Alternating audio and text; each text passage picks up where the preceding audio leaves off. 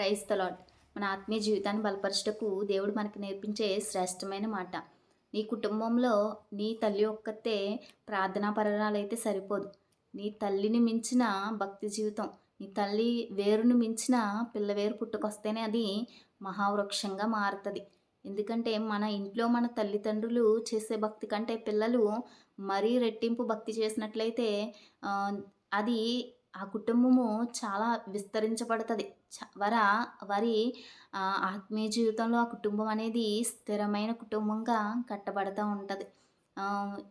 అమ్రాము యాకేబేదు కుమారుడు. వారు భక్తి కలిగిన తల్లిదండ్రులు. ఆ తల్లి వేరులో నుంచి పుట్టుకొచ్చిన పిల్లవేరే మోషే. మోషే దేవునికి స్నేహితుడుగా ఉన్నాడు. మోషే ద్వారా దేవుడు ఇశ్రాయేలు ప్రజల్ని ఐగుప్తు బానిసత్వం నుంచి విడిపించాడు.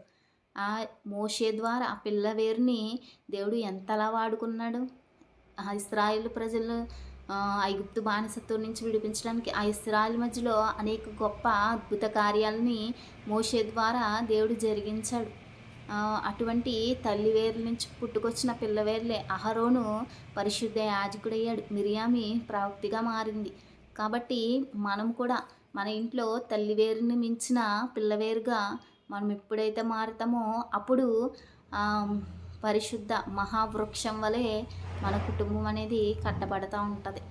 మన ఇంట్లో ఒక తల్లిదండ్రులే భక్తిపరురాలుగా ఉండకూడదు. పిల్లలు అంతకు మించిన భక్తి చేసేవారిగా ఉండాలి. మన కుటుంబము దేవుని సన్నిధిలో కట్టబడే ఒక కుటుంబం, ఒక చెట్టు వలె ఉండాలి. అంతేకాని ఒక్కరు మాత్రమే దేవుని యండల భక్తి చూపిస్తే కుటుంబం అంతా ఈ లోకంలో ఉంటే వ్యర్థమే కదా. అందుకే కుటుంబం అంతా దేవుని సన్నిధిలో ఉండాలి. దేవునితో సహవాసం చేసేవారిగా ఉండాలి. అటువంటి గొప్ప కృప దేవుడు మనందరికీ కూడా అనుగ్రహించునుగాక. ఆమేన్.